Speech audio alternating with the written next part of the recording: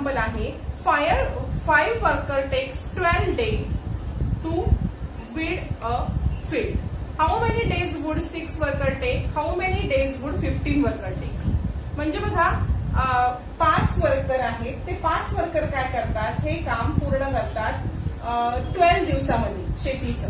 Weed a field म्हणजे शेतीची खुरपणी म्हणतात त्याला. 5 वर्करांना 12 days लागतात, तर 6 वर्करला किती लागतील आणि 15ला किती लागतील? दोन विचारले तुम्हाला की 6ला किती लागतील आणि 15ला किती लागतील. पहा आता काय करायचं आहे तुम्हाला, जसे वर्कर वाढतील तसे दिवस कमी होतील की वाढतील हे लक्षात घ्या. 5 वर्करला 12 days लागतात, तर वर्कर इकडे वाढले की दिवसांची संख्या ही लेस होत जाणार आहे, डिक्रीज होत जाणार आहे. बरोबर, वर्कर इन्क्रीज झाले की याची क्वांटिटी दुसरी ही डिक्रीज होत जाणार आहे. म्हणून हे एक्झाम्पल कसलं आहे, हे एक्झाम्पल आहे इनव्हर्स प्रपोर्शनचं. ते पहिल्या सगळ्यात लिहून घ्यायचं. The example is in inverse proportion. आणि इथे काय घ्यायचं, let x worker take 6 days. X वर्करला 6 वर्कर टेक्स एक्स डे.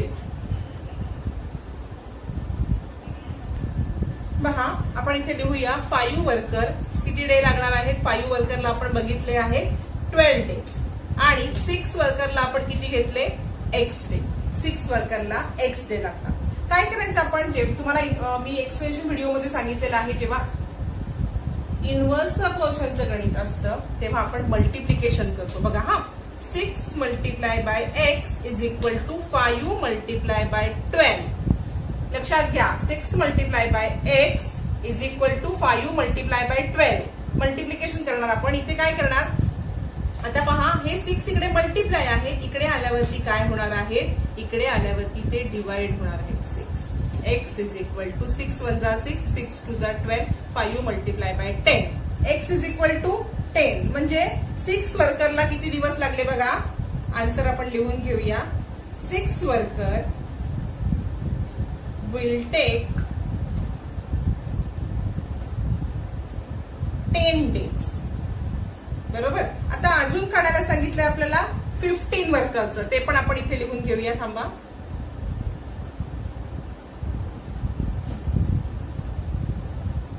पहा इथे लिहून घेऊया. 15 किती वर्कर सांगितलं आपल्याला इथे, 15 वर्कर. 15 वर्करला किती लागतील, आपण y पकडूया 15 वर्करला. बरोबर, सेम प्रोसेसने करायचं. 15 multiply by y is equal to, आपण काय करणार आता, 15 multiply by y is equal to 5 multiply by 12. परत तसंच करायचं आणि इथे y is equal to 5 multiply by 12 divide by 15. 5 1 जा 5, 5 3 जा 15, 3 1 जा 3, 3 4 जा 12. y इज इक्वल टू किती आलेलं आहे, y इज इक्वल टू 4. आणि सेकंड आन्सर, परत दुसरा आन्सर आपण इथे लिहायचं आहे. 15 वर्कर्स विल टेक 4 days. हे एक सेकंड आन्सर आणि हे आपलं आलं फर्स्ट आन्सर. काहीही अवघड नाहीये, फक्त तुम्हाला समजलं पाहिजे की एक्झाम्पल कसलं आहे, इनव्हर्स आहे की डायरेक्ट आहे आणि सोडवायचं आहे. आता आपण सेकंड एक्झाम्पल बघूया. पहा सेकंड एक्झाम्पल आहे, आपण इथे सोडवूया second example. Mohanrao took 10 days to finish a book reading 40 pages every day. म्हणजे मोहनराव 40 पेज दिवसाला वाचायचे, मग त्यांचं एक पुस्तक 10 दिवसात पूर्ण झालं. How many page must be read in a day to finish in 8 days. म्हणजे हेच पुस्तक जर 8 दिवसामध्ये पूर्ण करायचं असेल तर किती पेज दर दिवशी वाचायला लागतील. पहा, पेज 40 पेजला 10 दिवस, तर 8 दिवस करण्यासाठी इथे पेजचा नंबर वाढायला लागणार आहे. बरोबर, दिवसाला जास्त पेज वाचायला लागतील तेव्हाच इकडे डेज कमी होतील. म्हणजे हे कसलं एक्झाम्पल आहे, इनव्हर्स प्रपोर्शनचं. The example is in inverse proportion. हे लिहिणं महत्वाचं आहे तुम्हाला सगळ्यात एक्झाम्पलमध्ये. नंतर let the number of page read be x. X page घेऊया आपण रीड केले. To complete the reading book in 8 days. 8 days मध्ये बुक कम्प्लीट करण्यासाठी आपण एक्स पेज रीड करायला लागतील असं घेऊया. आणि जेव्हा इनव्हर्स प्रपोर्शन असतं तेव्हा आपण बघितलेलं आहे आपल्याला काय करायचं असतं, multiplication. X multiply by 8 is equal to 40 multiply by 10. 8 इकडे मल्टिप्लाय आहे, तिकडे आल्यावरती काय होणार आहेत ते डिवाइड होणार आहेत. 8 इकडे आले की डिवाइड होणार. 8 1 जार 8, 8 5 जार 40, x इज इक्वल टू 50. म्हणजे 8 दिवसामध्ये पूर्ण करण्यासाठी किती पेज वाचायला लागणार आहे? तर 50 pages should be read to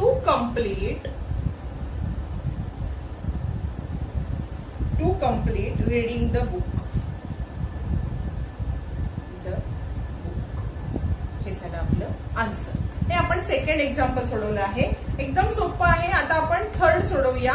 फक्त सगळ्यात महत्वाचं म्हणजे एक्सप्लेनेशन व्हिडिओ नीट बघा. परत तेच सांगते मी, म्हणजे तुम्हाला समजायला सोपं जाईल. पहा, थर्ड एक्झाम्पल आपलं आहे. Mary cycles at the speed 6 km/h. How long will she take to reach her aunt house with a 12 km/h? म्हणजे तिने 6 km/h चा स्पीड होता. Mary cycle at a speed of 6 km/h. How many will she take to reach the aunt house with 12 km away?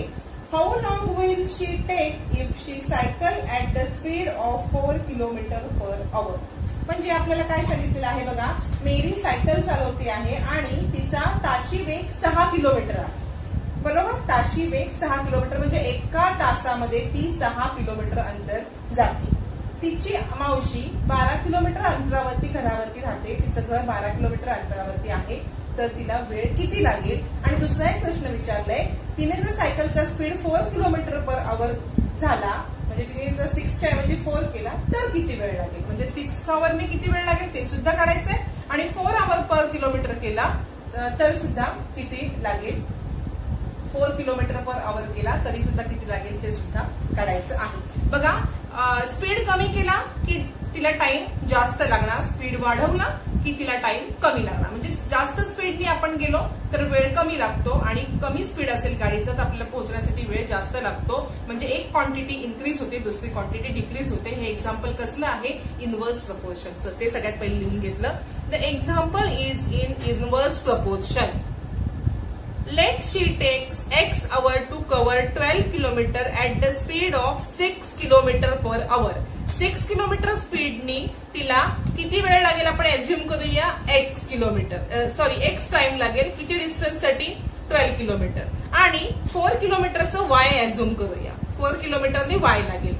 And Y hours to cover the same distance as 4 km/h. 6 किलोमीटरच्या स्पीडनी गेली तर X distance, X time, आणि 4 किलोमीटरच्या स्पीडने गेली तर Y time, असं आपण एज्युम करूया. आता आपण काय करूया? आपण एक्झाम्पल सोडवायला सुरुवात करूया. पहिले काय करणार आपण? पहा, इथे आपल्याला डिस्टन्स ऑलरेडी दिलेला आहे 6, त्याला किती लागणार आहे ते, बरोबर, आणि टाइम काढायचा आहे. Speed multiply by time is equal to distance. Distance already दिलेला आहे. स्पीड आपला 6 असेल, टाइम X असेल तर डिस्टन्स किती आहे? 12. मग 6 इकडे मल्टिप्लाय आहे, तिकडे आल्यावरती काय होतील? डिवाइड होतील. X इज इक्वल टू आला 2. म्हणजे 6 किलोमीटरच्या स्पीडने तिला किती तास लागतील? 2 hours लागणार आहेत तिला. सेम परत आपण speed multiply by time is equal to distance घेऊया आणि इथे हे घेऊया 4 multiply by y is equal to distance same आहे 12. y is equal to 12/4. y is equal to distance आपला आवर्स किती लागणार? 3 hours. म्हणजे 6 km/h स्पीडने गेली तर 2 तास आणि 4 km/h स्पीडने गेली तर 3 तास. आपण इथे वर्ड प्रॉब्लेम आहे म्हणून वर्ड मध्ये आन्सर लिहायचं आहे. आन्सर, मेरी टेक 2 hour. तुम्ही खाली लिहा, मला इथे जागा नाहीये म्हणून मी बाजूला लिहिते आहे. At the speed of 6 km/h. आणि दुसरा एक 2 आपला क्वेश्चन विचारलाय म्हणून 2 आन्सर येणार. She takes 3 hours at the speed 4 km/h. असे 2 आन्सर आपण लिहायचे आहे. पहा, इथे थर्ड वर्ड प्रॉब्लेम झालेला आहे. आता आपण फोर्थ वर्ड प्रॉब्लेम पाहणार आहोत. पहा, फोर्थ एक्झाम्पल आपलं आहे. The stock of grain in a government warehouse last 30 days for 400 people, how many days will it last for 600 people? म्हणजे काय आहे की एका गव्हर्नमेंटच्या वेअरहाऊस म्हणजे गोदाम, वेअरहाऊस मध्ये 4000 लोकांना पुरेल इतकं धान्य 30 दिवस पुरतं. म्हणजे एका गोदामामध्ये जे धान्य आहे ते 4000 माणसांना 30 दिवस पुरतं इतकं धान्य असतं. 4000 माणसांना 30 दिवस. तर तेच धान्य, त्याच गोदामातलं तेच धान्य 6000 माणसांना किती दिवस पुरेल? बरोबर, असं विचारलेलं आहे. 4000 माणसांना 30 दिवस पुरतं, तर 6000 माणसांना किती दिवस पुरेल? बघा, माणसं वाढली की नंबर ऑफ डेज रिड्यूस कमी होणार, म्हणजे खाणारी माणसं वाढली की कमी दिवस धान्य पुरणार. बरोबर, म्हणून हे कसलं एक्झाम्पल आहे? The example is in inverse proportion. Let the stock of grain lost for x days, म्हणजे लास्ट फॉर 6 एक्स डे, म्हणजे 6000 लोकांना किती दिवस पुरेल? X day. बरोबर, इथे आपण म्हटलं कंसात लिहूया फॉर पीपल. आता बघा, 4000 लोकांना 30 दिवस, 6000 एक्स इनवर्स प्रपोर्शनचा आहे, म्हणून आपण काय करणार? मल्टिप्लिकेशन करणार. 400 multiply by 30 is equal to 600 multiply by x. आता काय करणार? हे 600 इकडे आहे, तिकडे मल्टिप्लाय आहे, तिकडे आल्यावरती काय होणार आहे? डिवाइड होणार. आपण डिवाइड करून घेऊया. 600 इज इक्वल टू एक्स. 0 0 0 हे तिन्ही 0 गेले. बरोबर, आता हे तिन्ही 0 गेल्यावरती 6 ने 6 5 30. 4 मल्टिप्लाय बाय 5 राहिले फक्त इथे, is equal to x. X is equal to 20. Answer किती आलेला आहे? 20. The stock of grain will last for 20 days. 20 days पर्यंत त्यांना पुरेल. किती जणांना? For 600 people. इथे आपला प्रॅक्टिस सेट 38 कंप्लीट झालेला आहे.